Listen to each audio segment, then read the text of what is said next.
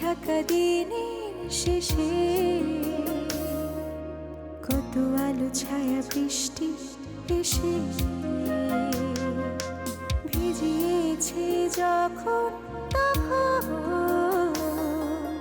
ভেসে গেছি কে যে কখন, তবু আবার এসেছি মোরা পেরিয়ে জীর্ণ জরা আলো হাসি গানে ভরা পরম্পরা।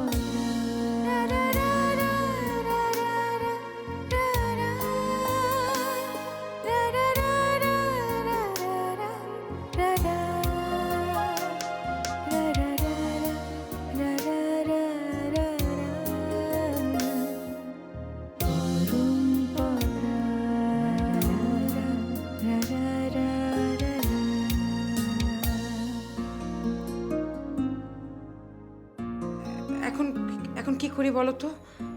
আচ্ছা ঠিক আছে ভাবি, তুমি শান্ত হও, তুমি শান্ত হও। আহা, কি করে শান্ত হব ইকরাম? যতদিন আমার ইচ্ছে। আর প্রেমে যদি লুকোচুরি না থাকে সে প্রেম হয় নাকি? তাই নাকি? এত কথা না বলে আমি যেটা বলছি সেটা শোনো। অফিসে সোনালী ম্যাডাম আছে, সেখানে গেলে ওনাকে সিভিটা দিলেই তোমার কাজটা হয়ে যাবে। তুমি তাহলে যাচ্ছ না? এটা আমি আমার কাছে রেখে দিচ্ছি। থ্যাংক ইউ ম্যাম, আসলে চাকরিটা আমার খুব দরকার। সাবজেক্ট ছিল আমাদের। আপনার কোন সাবজেক্ট? অ্যাকাউন্টিং।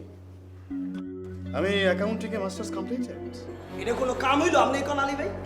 আকল হয়েছে একবার, একদম ঠিক হয়েছে। পাওনা ভাঙলে আমি বেশি খুশি হই।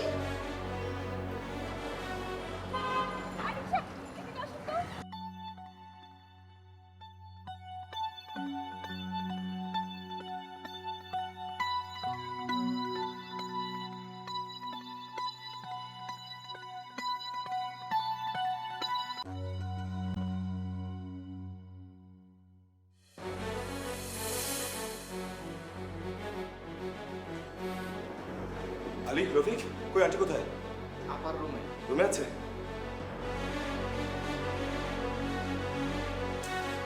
Imran, pick the phone. ভাবি, লাবণী কি করে হলো এসব? আরে বলো না, সিঁড়ি দিয়ে নামতে গিয়ে মাথা ঘুরে পড়ে গিয়েছে। ও মাই গড। আচ্ছা ভাবি, তুমি শান্ত হও। আচ্ছা ডাক্তার কল করেছো? হ্যাঁ, ডাক্তার বলেছে যতটা তাড়াতাড়ি সম্ভব হসপিটালে নিয়ে যেতে। ও আচ্ছা, অ্যাম্বুলেন্স কল করেছো? হ্যাঁ, অ্যাম্বুলেন্স কল করেছি, তার জন্যই ওয়েট করছি। কিন্তু আমার মনে হয় ইকরাম অ্যাম্বুলেন্সের জন্য ওয়েট করলে দেরি হয়ে যাবে। Please do something. আমিও মনে করি তাই ঠিক। কি করা যায়? আচ্ছা গাড়িতে তুলতে হবে আমাকে। এই আলী, রফিক।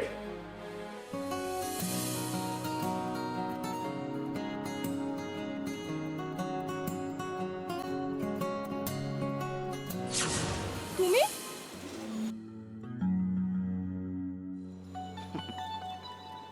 কি চিনতে কষ্ট হচ্ছে সোনালি?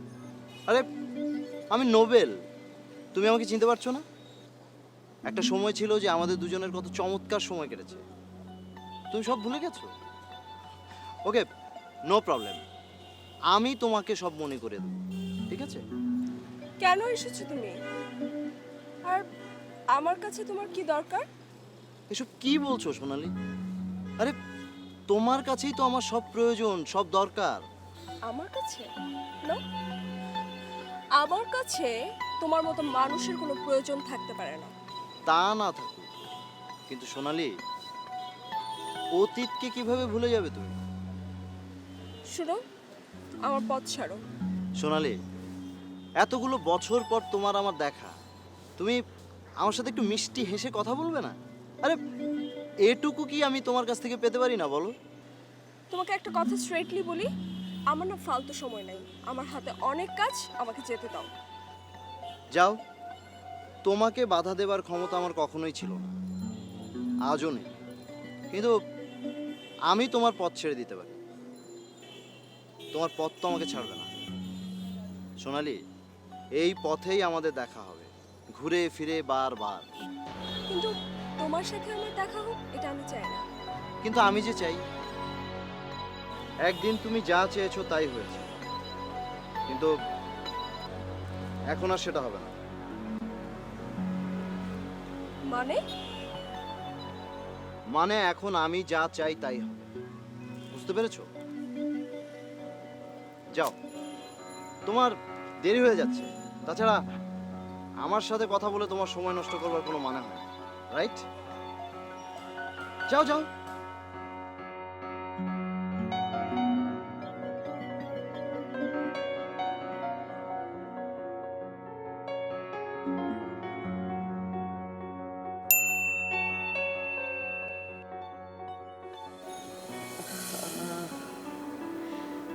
আমাদের বাড়ির অতিথি, তার এরকম একটা দুর্ঘটনা ঘটে গেল। আমার বড় লজ্জা করছে, জানো তো মা। কার যে কখন কি হয় কে বলতে পারে। এই তো কিছুক্ষণ আগে আমার সঙ্গে হেসে খেলে কথা বলে গেলেন। আপনার রুম থেকে বেরিয়েই তো এটা হলো। ওরা হাসপাতালে পৌঁছেছে তো? জি মা, ডক্টর চেক আপ করে বলেছেন বিশ্রাম নিলেই ঠিক হয়ে যাবেন, হসপিটালে রাখার কোনো প্রয়োজন নেই। আচ্ছা মা, আন্টি কি আপনাদের পূর্ব পরিচিত? তোমার শ্বশুর মশাই ওনাদের ফ্যামিলিকে চিনতেন, সেই সূত্রেই ইমরানের বিয়ের আগে ওনাদের সঙ্গে আমার কখনোই দেখা হয়নি। ওনাকে না আসলে আমি আবার ঠিক বুঝে উঠতে পারি না গো বৌমা। শারমিন রাজ ফিরবে, রাজি এরকম একটা দুর্ঘটনা ঘটলো। মা, ইকরাম বলেছে তেমন কিছু হয়নি। না হলেই ভালো। আচ্ছা লাবণী মা, ওই রফিক কি এয়ারপোর্টে পৌঁছেছে? আমার তো আর সময় কাটতে চাইছে না। জি মা, রফিক সময় মতোই পৌঁছে গেছে। ওদের ফ্লাইটটা মনে হয় ডিলে করেছে। অপেক্ষার সময় বড় দীর্ঘ হয় গো বৌমা, বড় দীর্ঘ হয়।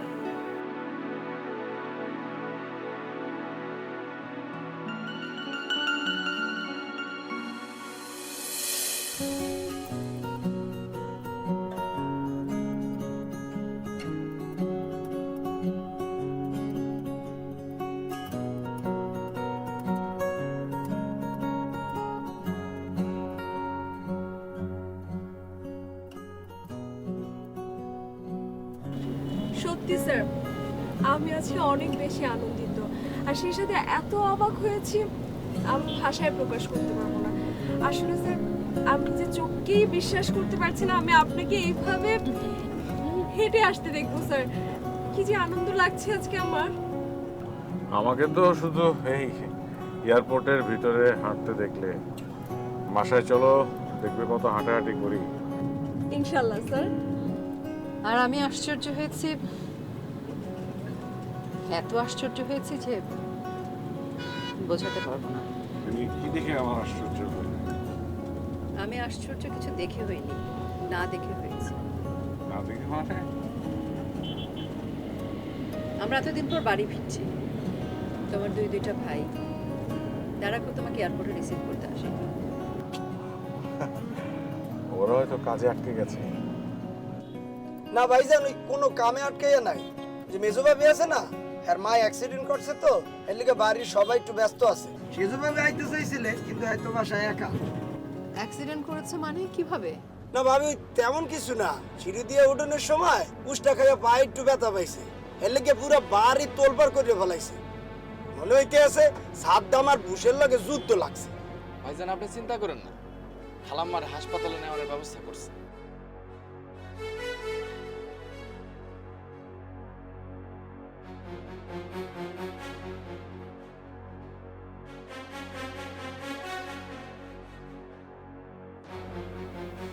ব্যথা করছে মম? এই নাও জুসটা খেয়ে নাও। কিছু হয়নি, কিছু হয়নি, কিচ্ছু না, আমি একদম ঠিক আছি। আর এত কিছু করেছি। কি হলো, অবাকে তাকিয়ে আছিস কেন? বেশ, তুমি আমাদেরকে কি ঝামেলা ফেলে দিয়েছিলে তুমি জানো? আমি কি ভয় পেয়ে গিয়েছিলাম?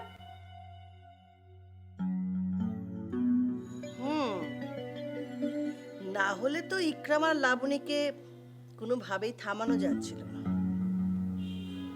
ওপস, তুমি পারো মম।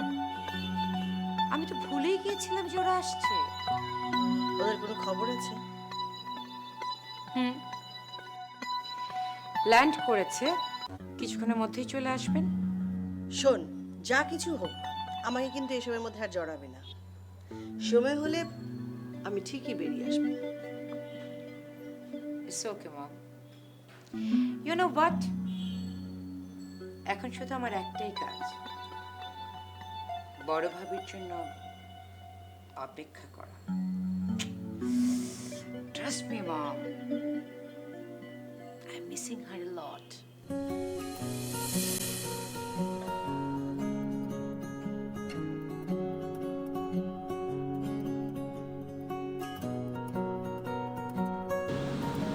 ভালো ছিলে?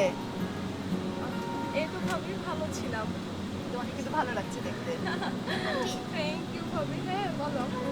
কি টেনেছি বাসায় গিয়ে দিও। ফ্যাক্টরি কেমন চলছে সোনালি? স্যার, ফ্যাক্টরি তো বন্ধ হয়ে গেছে। ইনফ্যাক্ট ওটা ব্যাংকের কাছে মর্টগেজ দেওয়া হয়েছে। বন্ধ হয়ে গেছে? কি বলছো সব? আমি হাসপাতালে শুয়ে শুয়ে কত প্ল্যানিং করলাম, ফ্যাক্টরিটাকে সুন্দর করে সাজাবো, গোছাবো, আরো একটু। তুমি আমাকে বলনি কেন? স্যার, আসলে আমি ভেবেছি আপনি সব কিছুই জানেন। ওর কি দোষ? নিজের ভাইরা নিজের রক্ত যদি সবকিছু গোপন করে, সোনালি কি করবে?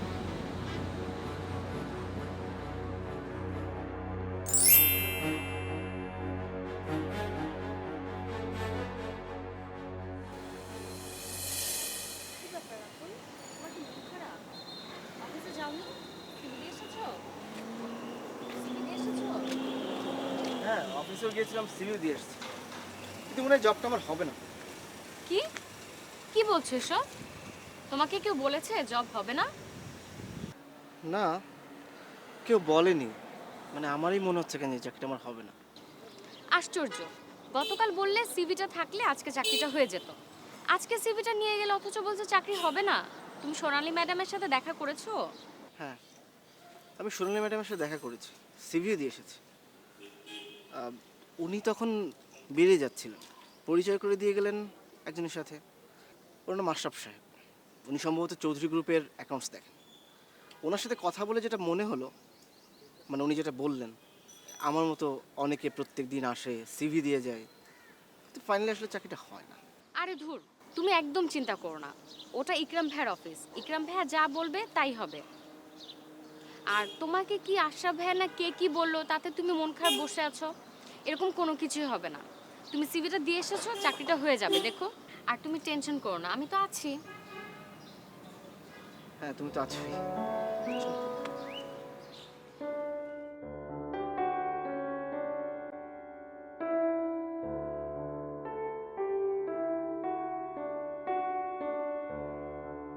আচ্ছা আচ্ছা, ঠিক আছে,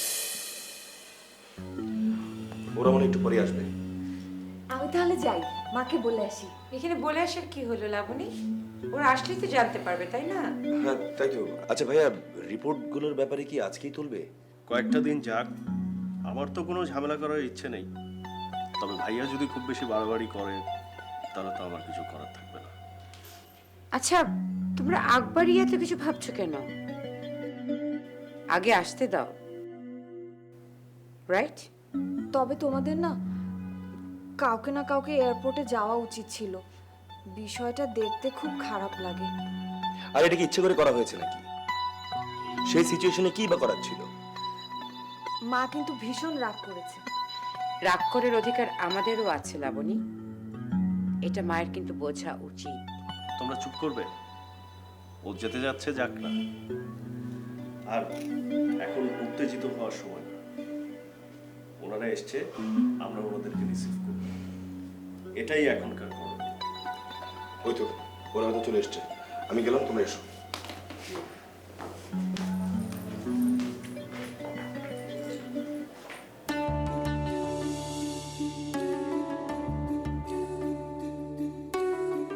আরে ভাইয়া, আমার তো বিশ্বাসই হচ্ছে না তুমি তো একদম ফিট। মেজো ভাবি দেখে যাও। কি কেমন আছো? আরে ভাইয়া, ভাইয়া তো একেবারে ফিট এখন। ওয়াও। হ্যাঁ, নিজের পায়ে দাঁড়াতে পারছি। এনিওয়ে, সোনালীকে তোমরা এখনো চাকরি থেকে বাদ দিচ্ছ না কেন? অফিসিয়াল কিছু সমস্যা থাকে, চাইলেই সব কিছু করা যায় না মমিতা। দেখো, সোনালী একটা বোকা মেয়ে, ও এখনো বুঝতে পারছে না যে ভাইয়ার আসলে এখন আর কিছু করার নেই। তুমি আমাকে বারণ করেছো, থামিয়ে দিয়েছো। সেটা করেছি তোমার শরীরের কথা চিন্তা করে। তুমি তোমার ভাইকে যখন কোম্পানির এমডি করবে ভেবেছো, তুমি কি ভেবে তাকে এমডি করেছো? তোমার একবারও মনে হয়নি কোম্পানির ভবিষ্যৎ কি হবে ও এমডি হলে? কত মেঘে ঢাকা দিনের শেষে, কত আলো ছায়া বৃষ্টি এসে ভিজিয়েছে যখন তখন